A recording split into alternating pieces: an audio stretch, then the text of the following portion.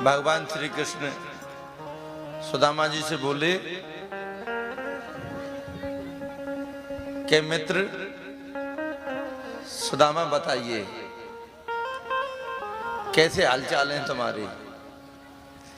कन्हैया सुदामा जी बोले कि लाला कन्हैया तो सच सच बता दूं। हाँ सच सच बताओ। देख कन्हैया सच बात तो ये है या संसार में मोते ज्यादा सुखी मो कोई दूसरो व्यक्ति नजर ना आवे। कन्हैया हंस के बोले ये तो हमको साफ दिख रहा है कि तुम कितने सुखी हो। ये क्या हालत बना रखी है अपनी। सुदामा जी को स्नान करवाया, 56 प्रकार के भोग बनकर आए, फिर भोजन कराया। उसके उपरांत कन्हैया अपने विश्राम कक्ष में सुदामा जी को लेकर गए। सुदामा जी का विश्राम कक्ष, कन्हैया का जो विश्राम कक्ष है, स्वर्ग के राजा इंद्र के विश्राम कक्ष का जो वैभव है उससे 100 गुना ज्यादा वैभव कन्हैया के विश्राम कक्ष का। दूध के फैन को भी लज्जित करने वाले ऐसे कोमल इस पर सेज बिछे सुदामा जी को विश्राम कराया। सुदामा जी लंबे पैर करके या पलंग पर बैठ गए, पीछे तकिया लगा के कमर के, और चरणों में कन्हैया बैठ गए। सुदामा जी के चरण कन्हैया ने अपनी गोदी में रख लिए और जो दबाते जा रहे हैं। और रुक्मणी महारानी आई, वो भी सेवा में लग गई। वो पंखा से हवा कर रही हैं। सुदामा जी के चरण कन्हैया दबा रहे और रुक्मणी जी पंखा कर रही हैं। सुखदेव जी कहते हैं परीक्षित, सुदामा जी से धनी इस जगत में कौन हो सकता है। स्वयं नारायण जिनके चरण दबा रहे हैं और महालक्ष्मी स्वयं पंखा कर रही हूं, उनसे ज्यादा धनी कौन हो सकता है। कन्हैया बोले सुदामा जी एक बात बताओ, तुम्हारा ब्याह है कि ना है हो। गुरुजी के यहां से पढ़ के हम मथुरा चले गए, तुम अपने गांव चले गए, तो बचपन में तुम बैरागी की बातें बहुत करते थे, तो फिर तुम्हारा ब्याह है हो ना है हो। ब्याह की सुनते सुदामा जी को थोड़ी शर्म लगी।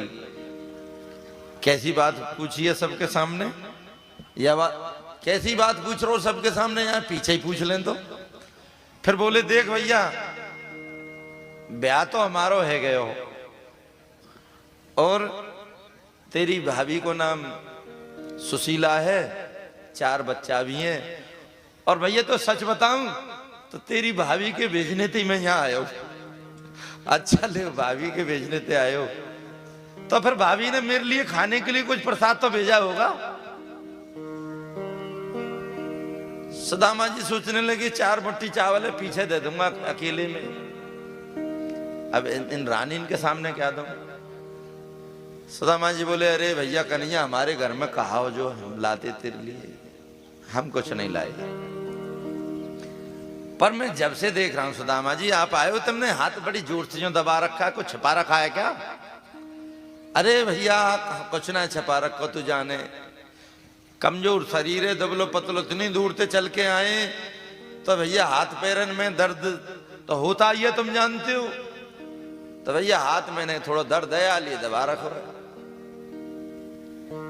कन्हैया बोले ले बात कर लो, दर्द है रो हाथन में और हम कब से पैरन ने दबा रहे, ला तुम्हारे हाथ दबाऊं। कन्हैया ने हाथ बढ़ाया हाथ को पकड़ने के लिए। सुदामा जी लो रे भैया तू हम पे दया कर, तो दबाने पैरन नहीं दबा ले, हाथ बातन ने मत दबावे भैया। तो सुदामा जी हमको ऐसा लगता है तुमने कुछ छिपा रखा है अपने बगल में। वो चीर कतीर सी लटक रही थी नीचे। कन्हैया ने वो चीर कतीर पकड़ के वो खींची तो वो पोटली खींच के आ गई। पोटली खोली तो 4 तरह के चावल नजर आए, कोई मोटा, कोई पतला, कोई पीला, कोई सफेद। कन्हैया समझ गए 4 घरों से एक एक मुट्ठी मांग के चावल लाए हुए।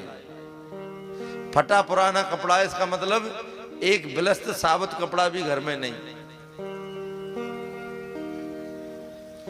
कन्हैया बोले सुदामा जी, इतना अनमोल ये प्रसाद भाभी ने मेरे लिए भेजा है, तुम इसको तब से छुपाए बैठे थे? इसका मतलब आप मेरे स्वभाव को नहीं जानते हो। मेरा स्वभाव है पत्रम पुष्पम फलम तोयम।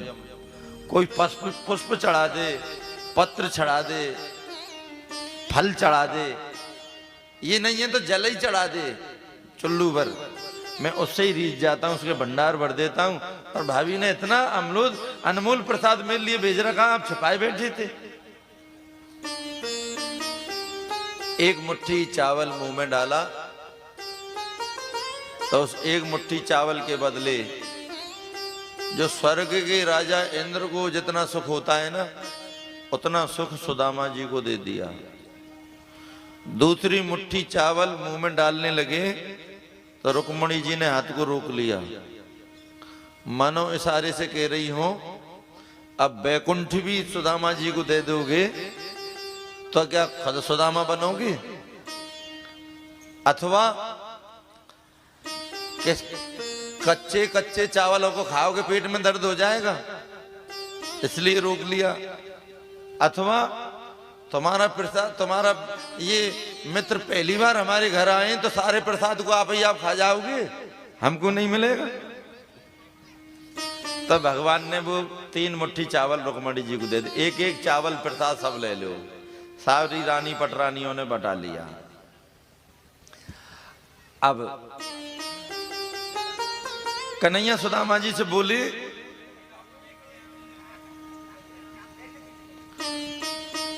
कन्हैया सुदामा जी से बोले कि सुदामा जी एक बात बताओ, तुमने अपना ब्याह करवा लियो और हमको निमंत्रण तक नहीं दिया, बताओ। सुदामा बोले अरे लाला कन्हैया जो बता, तो ब्याह में बुलावो कोई हंसी खेले का है? इतना बड़ा राजा धीराज हम कैसे बुलाते? पर यूं बताओ सुदामा जी, जब भाभी ने आपको भेजा तो मेरे लिए कोई संदेश तो भेजा होगा? हाँ, एक संदेश भेजा है। वो कह रही थी कि हमारे घर में ही रोज रोज एकादशी क्यों आती है? कन्हैया बोले तो सुदामा जी तुम भी भाभी को मेरी ओर से संदेश सुना देना। क्या संदेश भैया? बोले भाभी से कहना जब जाओ, होनी थी सो हो गई और अब ना ऐसी होए, और भाभी तेरे भवन में अब रोज द्वादशी होए। अब तो तुम्हारे घर में द्वादशी पे द्वादशी आएंगी, चकाचक खीर माल पुआ बना के खूब भोग लगाओ, खूब पाओ। भाभी से बोल देना जाके। अब अगले दिन संध्या वंदन से निवृत्त होके सुदामा जी कन्हैया से बोले कि भैया अब कन्हैया मैं चलूं, तेरी भाभी राह देख रही होगी, कई महीना हो गए। ठीक है जा रहे हो तो जाओ। तो देखो बात समझो, सुदामा जी केवल एक दिन एक रात रुके। हम तुम्हारा मित्र कोई कहीं कलेक्टर बन जाए, मुख्यमंत्री बन जाए तो उसके आवास पर जाओगे तो 10-5 दिन रुकोगे। सुदामा अपने मित्र कन्हैया के यहाँ केवल एक दिन रुके। और कन्हैया ने भी नहीं कहा कि पहली बार आए हो 2-4 दिन तो रुको। क्यों नहीं कहा? कन्हैया को मालूम है जिस दिन ये अपने घर से निकले थे सुशीला भाभी ने उसी दिन व्रत ले लिया था, जिस दिन लौट कर आओगे उसी दिन अन्न पाऊंगी। इतने दिन से केवल जल पी कर रह रही हैं, तो इसलिए रोका भी नहीं। और गांव से बाहर तक विदा करने के लिए आए।